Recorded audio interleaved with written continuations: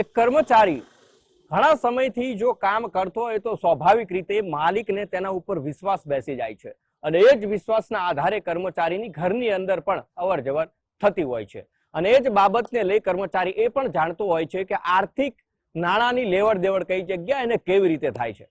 બસ આ જ વિશ્વાસનો ફાયદો ઉઠાવ્યો અને માલિક સાથે કર્યો વિશ્વાસઘાત।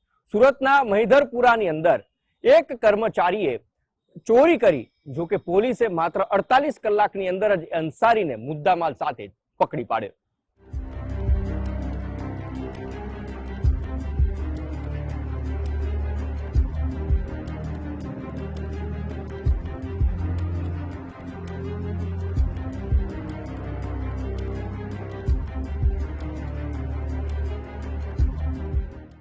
સુરતના મહિધરપુરા વિસ્તારમાં કાપડના સંખ્યાબંધ શોરૂમ આવેલા છે, જેમાં નાની મોટી ચોરીના કિસ્સાઓ અવારનવાર બનતા હોય છે।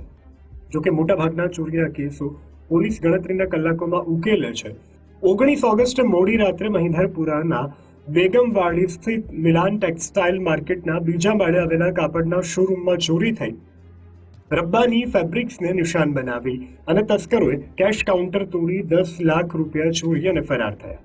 આ ચોરીમાં સામેલ એક ઈસમે બાથરૂમના પાછળના ભાગે આવેલી લોખંડની ગ્રીલ તોડી અને પ્રવેશ કર્યો, જેથી શોરૂમના માલિકની ફરિયાદના આધારે પોલીસે સીસીટીવી ફૂટેજ અને ટેકનિકલ સર્વેલન્સની મદદથી તપાસ હાથ ધરી।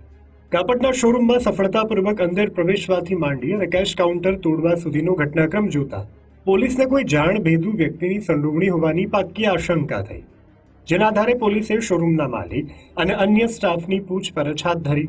આ ઉપરાંત મોબાઈલ સર્વેલન્સના ડેટામાં એક કર્મચારી 26 વર્ષીય સમીર અંસારીની સંડોવણી જણાતા પોલીસે તેની ધરપકડ કરી લીધી। 19 ઓગસ્ટે થયેલી ચોરીનો ભેદ 48 કલાકમાં જ પોલીસે ઉકેલી નાખ્યો અને રબ્બાની ફેબ્રિક્સ શોરૂમમાંથી ચોરીમાં ગયેલો તમામ 10 લાખ રૂપિયાનો મુદ્દામાલ સમીર અંસારી પાસેથી રિકવર કરવામાં મહિધરપુરા पुलिसના જવાનોને સફળતા મળી।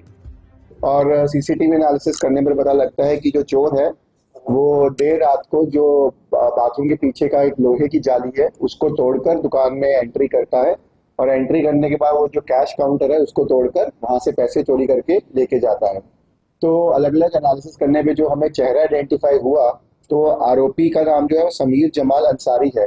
तो जब हमने दुकान के मालिक से बात की तो ये जो आरोपी है वह उसी दुकान में काम करता था कुछ दिन से, और ये जो आदमी है पिछले 3-4 महीने से बीच में गायब था, लेकिन 1 साल पहले भी इसी मालिक के अंदर उसी दुकान में काम करता था और उसको पता था कि जो कैश काउंटर है कहाँ पर है और कब कब कैश रखा जाता है। तो इसी माहिती का फायदा उठाते हुए उसने सही टाइम पे और सही दिन चुनकर कैश जो 10 लाख रुपए है उसको चोरी करने का प्लान बनाया और उसको एग्जीक्यूट किया।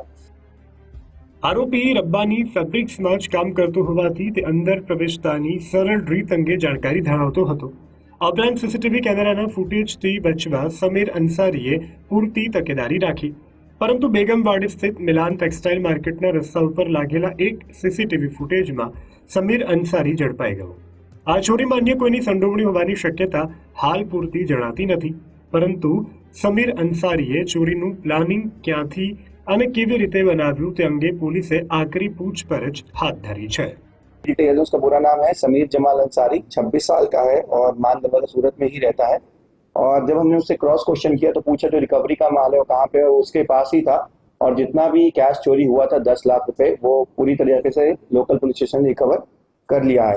तो एक बहुत ही सक्सेसफुल डिटेक्शन रहा जिसमें कि लोकल पुलिस स्टेशन और सीनियर अधिकारियों के सुपरविजन में जो एक घरफोड़ हुआ था उसको एक ही दिन के अंदर आरोपी को गिरफ्तार कर लिया गया और साथ ही साथ 100% रिकवरी भी हो पाई। મહિધરપુરા પોલીસે 10 લાખ રૂપિયાની ચોરીમાં ઝડપાયેલા સમીર જમાલ અખ્તર અંસારી વિરુદ્ધ ભારતીય ન્યાય સંહિતાની વિવિધ કલમો હેઠળ ગુનો દાખલ કર્યો છે। સુરત પોલીસના વરિષ્ઠ અધિકારીઓએ કાપડ શોરૂમના માલિકોને સ્ટાફ ભલે વર્ષોથી કામ કરતો હોય પરંતુ આંધળો વિશ્વાસ મૂકી રોકડ કે કિંમતી સામાન અંગેની તમામ વાતો ન જણાવવા અપીલ કરી છે। આ ચોરીના બનાવને પગલે આસપાસના કાપડ શોરૂમમાં કામ કરતા માલિક અને કર્મચારીઓ પણ એકબીજા ઉપર અવિશ્વાસ કરવા લાગશે તે નક્કી છે। રાકેશ બ્રહ્મભટ્ટ, ગુજરાત ફર્સ્ટ, સુરત।